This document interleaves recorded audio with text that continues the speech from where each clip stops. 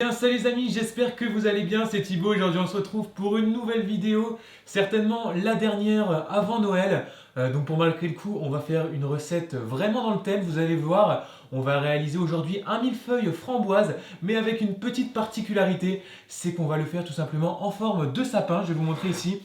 Je n'ai jamais dit ce que de pâte feuilletée, donc en forme de sapin, vous allez voir, c'est vraiment une recette typique de Noël.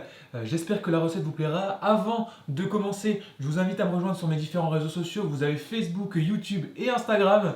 N'hésitez pas à me rejoindre, je suis très actif. Et si vous avez des questions, posez-les-moi sur Insta et sur Facebook. Je répondrai avec grand plaisir. Sur ce, je vous propose de continuer avec les ingrédients. Vous allez voir, rien de bien compliqué. Il ne faudra pas des ingrédients exceptionnellement ouf à trouver dans les magasins, vous allez le voir.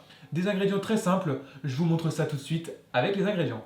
Des ingrédients pour cette recette, vous allez avoir besoin de crème liquide, de sucre glace, de framboises et de myrtilles. Alors moi ici j'ai choisi des framboises et des myrtilles, mais bien évidemment si vous avez d'autres fruits, vous pouvez très bien utiliser d'autres fruits, il n'y a aucun souci. Ensuite nous avons ici des sapins de Noël en forme de sapin, de la pâte feuilletée que j'ai découpée en forme de sapin. Alors si vous voulez que je vous montre, j'ai tout simplement imprimé sur internet un patron de sapin que j'ai ensuite posé sur la pâte feuilletée et j'ai ensuite découpé la taille des sapins. Donc il vous en faudra ici 3. Moi j'en ai un de plus, mais il vous en faudra 3. Si vous voulez la recette de la pâte feuilletée, n'hésitez pas à aller sur la vidéo que j'ai déjà réalisée. Elle sera disponible juste ici dans le petit i.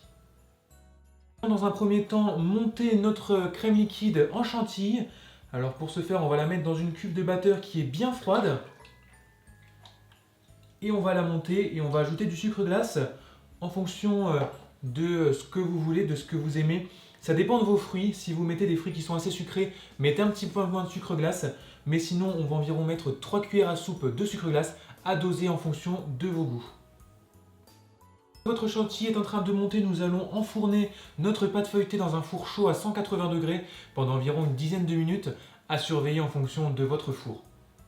Notre pâte feuilletée est cuite, notre chantilly est monté. Je vais mettre ici mes petits fruits à côté. On va maintenant passer au montage. Alors c'est très simple, j'ai ici une douille unie de 10 et une douille Saint-Honoré. Donc j'ai pris deux douilles, vous allez voir, la douille unie pour faire l'intérieur de notre millefeuille et la douille Saint-Honoré pour le dessert à la fin. Vous allez voir, ça va être la petite touche finale. On va mettre des framboises et des myrtilles au milieu avant de mettre la deuxième partie. Donc on va commencer tout de suite. On va faire un pochage. Donc classique, on met de la crème sur tout le tour ainsi que sur le milieu. Si vous voulez, bien évidemment, vous pouvez utiliser une douille cannelée pour faire les extrémités. Moi j'ai trouvé qu'avec une douille unie ce serait plus joli. Mais après c'est vraiment à vous de voir en fonction de ce que vous aimez, de ce que vous voulez. On va faire ça avec tout notre sapin et ensuite on viendra y ajouter des petits fruits. Je vais ajouter maintenant des framboises ainsi que des myrtilles pour décorer. Alors on en met généreusement pour quand même avoir un goût de fruits, c'est important. Si vous voulez remplacer par des fraises ou d'autres fruits, il n'y a pas de souci, vous faites vraiment avec les fruits que vous avez, les fruits que vous aimez. Hop, on en met généreusement. Et ensuite, on va maintenant mettre la deuxième hauteur. Alors, en faisant attention de le retourner pour avoir un côté qui soit bien lisse. Si vous avez découpé à la bonne taille, vous obtenez exactement la même taille et ça se superpose super facilement. On refait la même chose, on remet de la mousse, de la chantilly, pardon. On refait ça une fois en remettant des fruits et ensuite on viendra mettre la dernière partie et on passera au pochage avec la douille Saint-Honoré. J'ai mis le reste de ma chantilly dans ma poche à douille avec la douille Saint-Honoré. Nous allons maintenant faire le dessus de notre petit sapin de Noël feuilleté. Alors vous allez voir, on va commencer du bas du sapin pour ensuite terminer sur la pointe. On viendra y mettre des petites décorations pour essayer d'imiter au plus les boules et les guirlandes de Noël. Vous allez voir, on va faire ça maintenant. Mon dressage sur le dessus est maintenant terminé. Je vais venir alors soit maintenant mettre de nouveau des framboises et des myrtilles, pourquoi pas. Ou alors si vous avez d'autres petites décorations de Noël pour essayer au plus imiter les boules et les guirlandes, vous pouvez, faites comme vous voulez. Moi je pense que je vais mettre ici des petites myrtilles pour ici remplacer les petites boules de Noël, comme ça on reste toujours dans un esprit très fruité. Et je viendrai mettre par-dessus des petites décorations que j'ai l'habitude de mettre sur des bûches. Donc des petits Pères Noël et des choses comme ça, vous allez voir.